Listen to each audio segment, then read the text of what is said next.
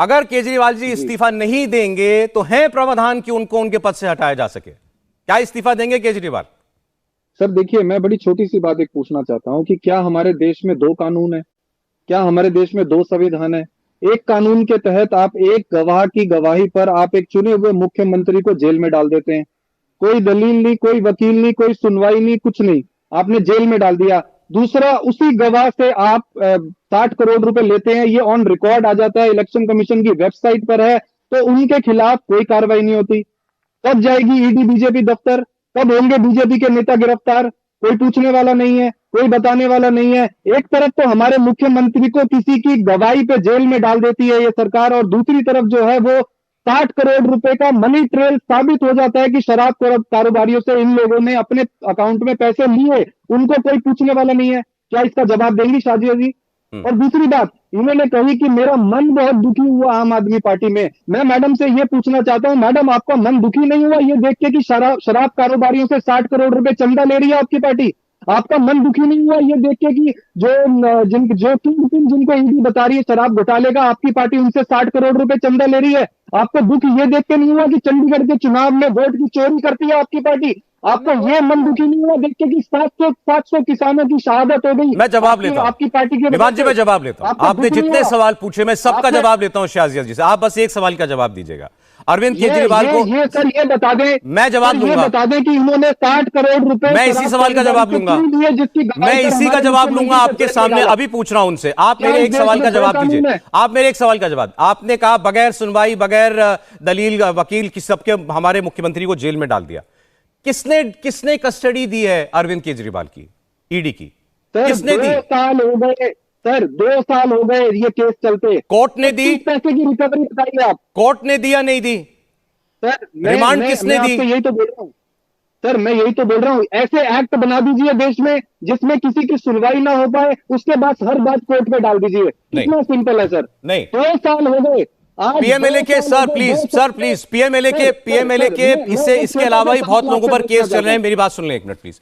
PMLA के cases और लोगों पर भी चल रहे हैं, वो लोग बरी भी हुए हैं। डीके शिव कुमार, कांग्रेस पार्टी के एडवोकेट महिमा सिंह जी यहां बैठी है, वो आपको बताएंगी। डीके शिव कुमार के ऊपर केस था, मनी लॉन्ड्रिंग का केस था, केस खारिज कर दिया गया।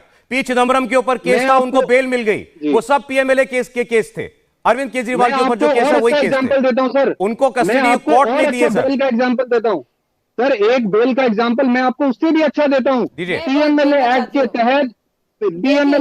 तहत जो शराब कारोबारी किंग पिन है, जो शरद रेड्डी जी, उनको भी बेल मिल गई पीएमएलए में। मैं जवाब ले रहा हूं ना शरद रेड्डी का, तो आप ये मत कहिए कि ऐसे ही उठाकर किसी ने दिल्ली के मुख्यमंत्री को कस्टडी में दे दिया या जेल में दे दिया।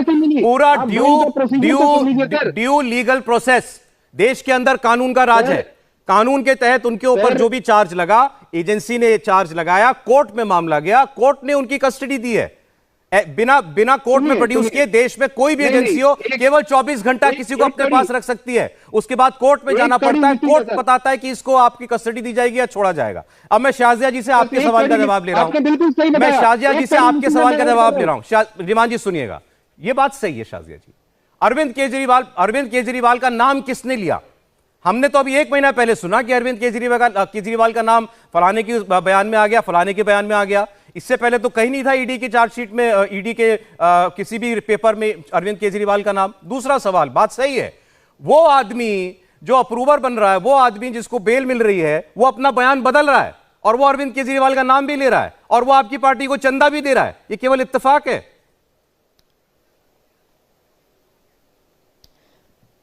बहुत ही वाजिब सवाल है आपके सौरभ जी। सबसे पहले तो मैं आप थोड़ी सी जो याददाश्त है लोगों की थोड़ा खटखटाना चाहूंगी और कुछ याद दिला दूं चीज़ों को। ये सारी की सारी कंप्लेंट एलजी साहब ने कांग्रेस के एक नेता के कहने पर और लिखित कंप्लेंट के तहत की है। महिमा जी को ये जानना चाहिए।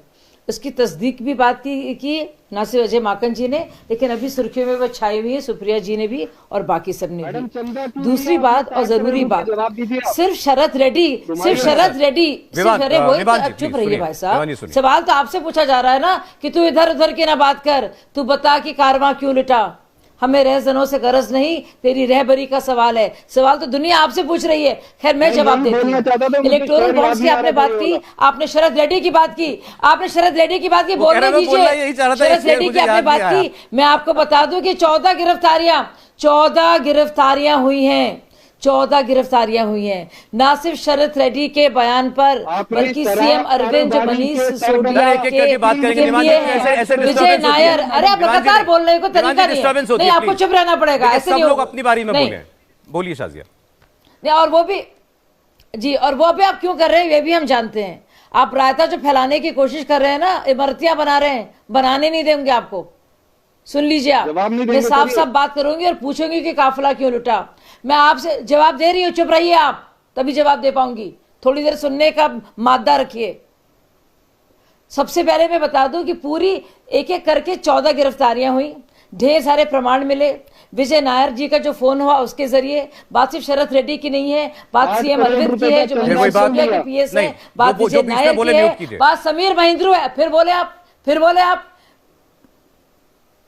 बात समीर महिंद्रू की है, बात इंडो स्पिरिट्स की है, बात विजय नायर के फोन कॉल की है, बात साउथ कार्टेल की है, बात होलसेलर्स की मुनाफे की गुंजाइश की है जो कि बाकायदा बढ़ाकर 6 से 12% की गई और रिटेलर्स की 185% की गई। बात राजस्व के घटने की भी हुई, बावजूद इसके कि कंजम्पशन और सेल बढ़ी। बात इसकी भी है कि किस तरह से संजय सिंह के घर में मिलकर बाकायदा एक नई पॉलिसी का फॉर्मुलेशन और इम्प्लीमेंटेशन हुआ।